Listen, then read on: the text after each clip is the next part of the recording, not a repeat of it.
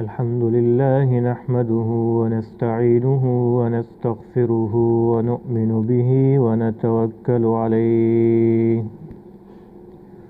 ونعوذ بالله من شرور أنفسنا ومن سيئات أعمالنا من يهده الله فلا مضل له ومن يضلله فلا هادي له ونشهد أن لا إله إلا الله وحده لا شريك له ونشهد أن سيدنا ومولانا محمدا عبده ورسوله أما بعد فأعوذ بالله من الشيطان الرجيم بسم الله الرحمن الرحيم الرحمن علم القرآن خلق الإنسان علمه البيان وقال تعالى في مقام آخر ما يلفظ من قول إلا لديه رقيب عتيد صدق اللہ مولانا العظیم۔ میرے انتہائی قابل احترام اور عزیز ساتھیوں، یہ جو سورہ رحمان کی شروع کے چند آیات آپ کے سامنے تلاوت کی ہیں، اللہ تعالیٰ اپنے رحم اور کرم کا جو مظہر ہے ہمارے اوپر وہ بیان فرماتا ہے۔ الرحمن، کہ اللہ وہ ذات ہے جس نے تمہارے اوپر رحم کیا، کرم کیا۔ کیا کرم کیا؟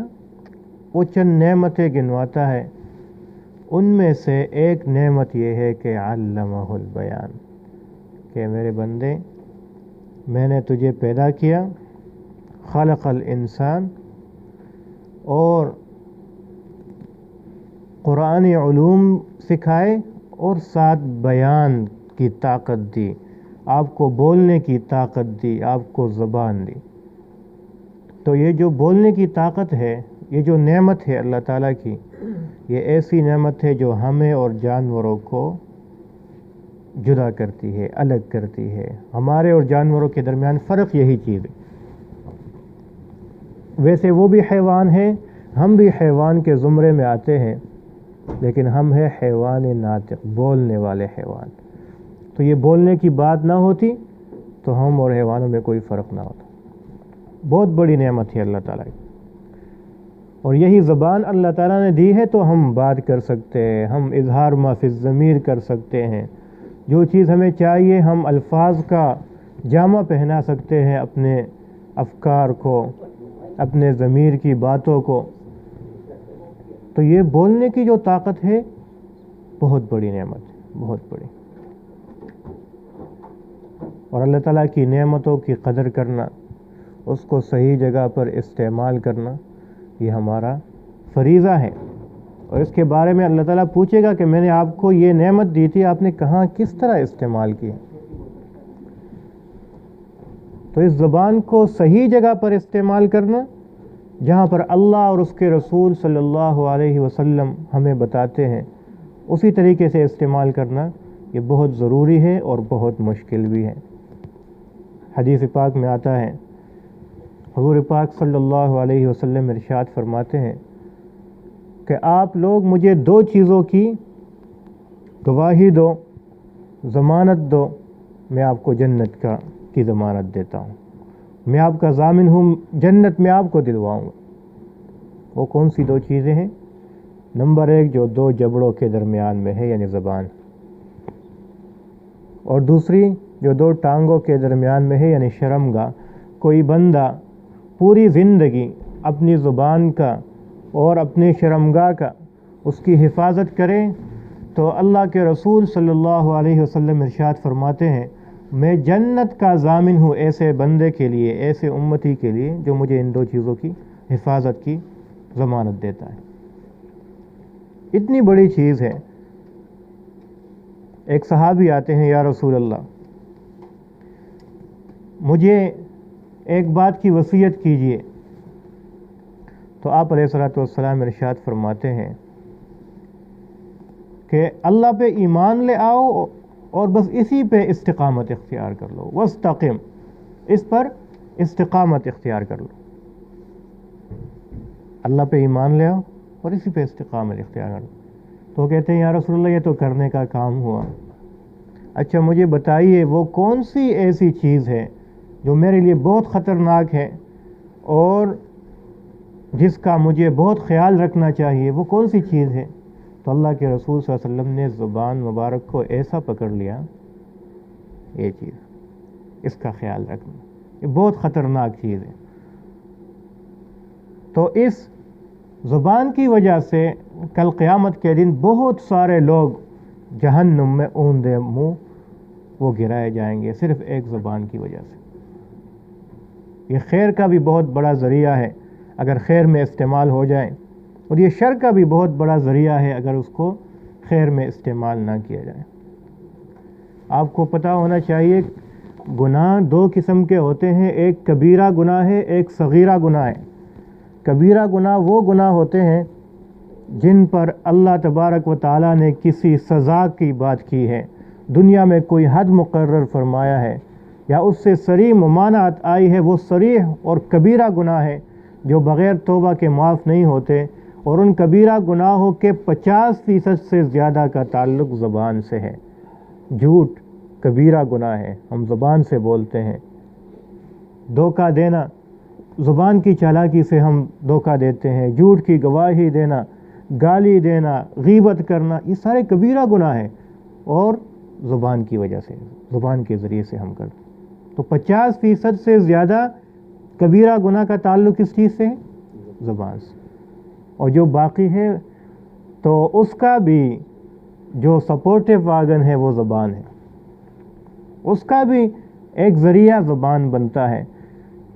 شرک یہ دل کی بات ہے، لیکن اظہار کرتے ہیں کس چیز سے؟ زبان سے۔ حسد یہ دل کی بات ہے، لیکن کسی سے حسد کرو گے ہمیں کیسے پتہ چلے گا؟ زبان کی باتوں سے پتہ چلتا ہے۔ زبان بہت خطرناک ہے۔ تو 50% تو براہ راست زبان سے متعلق ہیں، جو اس کے علاوہ ہیں وہ بھی زبان سے کسی نہ کسی طریقے سے جڑے ہوئے ہیں۔ ایک حدیث میں آتا ہے، حضرت ابو سعید خدری رضی اللہ تعالیٰ عنہ کا یہ راوی ہے، فرماتے ہیں کہ ہر صبح یہ زبان، جو سارے جسم کے اعضاء ہیں، یہ زبان سے کہتے ہیں کہ خدا کے لیے ہمارے معاملے میں تھوڑا سا درست رہیں، ٹھیک رہیں، کیونکہ آپ کچھ بولو گے پھر سزا کس کو بھگتنا پڑے گا؟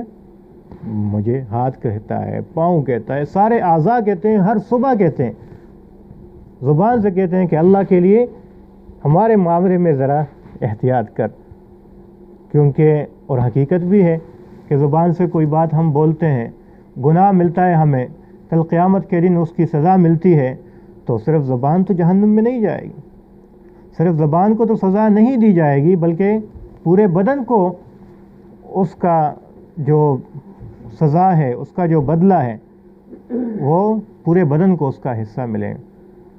تو یہ ایسی خطرناک چیز ہے۔ اللہ کے رسول صلی اللہ علیہ وسلم نے اس پہ بہت زیادہ زور دیا ہے، زبان کو استعمال کرنے۔ ایک حدیث یاد آ گئی، حضور پاک صلی اللہ علیہ وسلم ارشاد فرماتے ہیں کہ آدمی دنیا میں بہت چھوٹی سی بات کرتا ہے، بہت چھوٹی سی، اور اس سے خیال و خاطر میں بھی نہیں لاتا، اور کل قیامت کے دن اسی چھوٹی سی بات کی وجہ سے وہ جہنم میں گرایا جائے گا، اور وہ ان گہرائیوں تک پہنچایا جائے گا جو تصور بھی ہم نہیں کر سکتے، صرف ایک چھوٹی سی بات کی وجہ سے۔ کیا بات؟ کسی کو چھوٹی سی گالی دی ہو، کسی کے خلاف کوئی بات کی ہو، یا کوئی بھی ایسی بات کی ہے جس سے کسی مسلمان کا دل دکھا ہو، کوئی بھی بات ہو جو ہم نارمل لیتے ہیں کہ یہ تو کوئی بات ہے ہی نہیں، اس کی وجہ سے اتنی بڑی سزا اسے ملے گی۔ اور اس کے مقابلے میں ایک انسان ہوگا جو ایک مختصر یا ایک بات کی وجہ سے اللہ تعالیٰ کو وہ بات اتنی پسند آ جائے گی کہ اس بات کی وجہ سے وہ جنت کے اعلیٰ مراتب اسے مل جائیں گے، جنت کے داخلے کا فیصلہ اللہ تعالیٰ فرمائے گا، وہ بھی ایک چھوٹی سی بات ہوگی. اور موطا امام مالک میں اس حدیث کے ایک جز کو طرف اشارہ کیا گیا ہے کہ وہ ایسی بات ہوگی کہ وہ بندہ کچھ بھی نہیں سمجھے گا اسے کہ میں نے بہت بڑا نیکی کا کام کیا ہے، لیکن اللہ تعالیٰ اسے اس کے بدلے میں جنت کے اعلیٰ درجات نصیب فرمائے. تو یہ زبان ہے، زبان اس کو کنٹرول کرنا ہے، احتیاط سے بولنا ہے، جو بولنا ہے ٹھیک بولنا ہے، اور پہلے تولنا ہے پھر بولنا ہے. کیونکہ ابھی جو آیات آپ کے سامنے تلاوت کی، ما یلفظ من قول الا لدیہ رقیب عتید، اللہ تعالیٰ فرماتا ہے جو بھی آپ بات زبان سے نکالتے ہو، الا لدیہ رقیب عتید، وہ ہوا میں گم نہیں ہو جاتی. ایسا نہیں ہے کہ بات آپ نے کہہ دی اور ختم ہو گئی. لدیہ رقیب عتید، ہمارے پاس ایسے فرشتے ہیں جو ان پر نگہبان ہیں، جو آپ کی ایک ایک بات کی حفاظت کرتے ہیں، اور پھر اس ایک ایک بات کا آپ کو حساب دینا پڑے گا کل قیامت کے دن، اس کے بارے میں پوچھا جائے گا. تو ہم جو بھی بات کرتے ہیں، مسلمان جو بھی بات کرتے ہیں، آج تو سائنس نے بھی یہ پروف کر دی، اور اس کا اثر بہت گہرا ہوتا ہے. زبان کا اثر بہت گہرا ہوتا ہے. ویسے تو سائنس کہتی ہے، سائنس، اور آپ نے محسوس بھی کیا ہوگا، انسان کے بدن پر کوئی زخم آ جائے نا، زخم، تو وہ ٹائم لیتی ہے، وہ زخم ٹائم لیتا ہے مندمل ہونے میں، لیکن زبان پہ کوئی زخم آ جائے یہ بہت جلدی ٹھیک ہو جاتا ہے. دیکھا ہے آپ نے کبھی دان سے بندہ زبان کاٹے یا کوئی چیز زخم آئے، خون آتا ہے تو اسی وقت ٹھیک ہو جاتا ہے. لیکن اس زبان کی وجہ سے جو زخم لگتے ہیں، جو دلوں پہ زخم لگتے ہیں، عربی میں ایک شعر ہے، جراحات السنان لها التیام ولا یلتام ما جرح اللسان، کہ تلواروں کے زخم تو جلدی مندمل ہو جائیں گے، ٹھیک ہو جائیں گے، اس کے لیے مرہم ہے، ختم ہو جائیں گے. آپ کو پتہ بھی نہیں کتنی مرتبہ ہم بچپن میں اور جوانی میں کتنے کہاں پر زخم لگ گئے ہیں، اب ٹھیک ٹھاک ہیں، کوئی پتہ بھی نہیں ہے، ختم ہو گئے. لیکن ولا یلتام ما جرح اللسان، جو زبان کے ذریعے سے آپ زخم دیتے ہیں وہ کبھی بھی مندمل نہیں ہوتے. آپ نے دیکھا ہوگا، آپ نے کسی کو مارا، وہ آپ کو معاف کر دے گا، لیکن کسی کی ہتک کی، کسی کی تحقیر کی، کسی کی بے عزتی کی، وہ جب بھی آپ کی طرف دیکھے گا اسے وہ سارا منظر سامنے آئے گا، وہ کبھی بھی دل سے وہ بات نہیں نکال پائے گا، نکالنا چاہے بھی تو نہیں نکال سکے. تو کیوں؟ یہ زبان کے زخم میں سے ہے. اس لیے بہت احتیاط کی ضرورت ہے، بہت احتیاط. حدیث میں آتا ہے، ہم کریں گے کیا جب اتنا خطرناک بات ہے؟ حدیث میں آتا ہے کہ ایک صحابی آتے ہیں، ان سے ارشاد فرماتے ہیں کہ تو حق بات بول وگرنہ چپ رہے، اسی میں تیری بہتری ہے. اور ایک اور حدیث میں آتا ہے، من صمت نجا، جس نے خاموشی اختیار کی اس نے نجات پائی. خاموشی اختیار کی، خاموشی بہت بڑی صفت ہے اللہ تعالیٰ جسے عطا فرماتا ہے. آج تو ہماری زبان چلتی جاتی ہے، چلتی جاتی ہے، تلوار کی طرح کاٹتی رہتی ہے ہر چیز کو، اور ہر چیز میں ہم ماسٹر ہیں.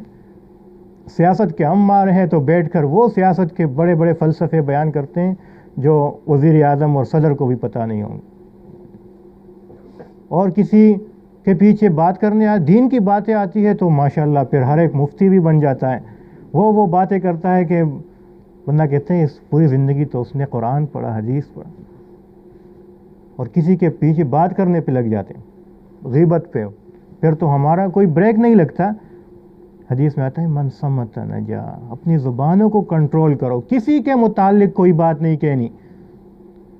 زبان سے جس طرح ہم بولتے ہیں، یا تو فائدے کے لیے، دین اور دنیا کے فائدے کے لیے، یا پھر اس کا نقصان ہوگا. اگر کوئی فائدہ آپ کو ظاہری طور پہ نظر نہیں آ رہا تو زبان کو لگام دے. ایک واقعہ مشہور ہے، ایک بادشاہ تھا، اس کے بیٹے نے یہ حدیث سنی، من صمت نجا، جس نے خاموشی اختیار کر لی تو اس نے نجات پائی. تو وہ کہتا ہے یار میں تو خاموش رہوں گا، سائلنٹ موڈ پہ ہوگا، خاموش، بات ہی نہیں کرتا. تو بادشاہ کو بڑی فکر لگی کہ میرے بیٹے کو کیا ہوا، کہ تو ٹھیک ٹھاک تھا. تو ایک سے بات کرتا ہے کہ کیا مسئلہ ہے، یہ بات ہی نہیں کرتا. دوسرے سے بات کرتا ہے، تیسرے سے. کسی نے مشورہ دیا فلاں جگہ ایک ساحر ہے یا کوئی طبیب ہے، اس کے پاس ان کو بھیج دو، وہ علاج کر دے گا، وہ مرض بھی معلوم کر لے گا. تو اس کے اوپر کچھ اثرات ہیں جنات کے ہیں یا جو بھی ہے. یہ خاموش ہو گئے. تو راستے میں جا رہے ہیں वज़ीर उसको लेके जा रहा है, क्या देखते हैं कि एक शिकारी है और शिकार की तलाश में निकला है।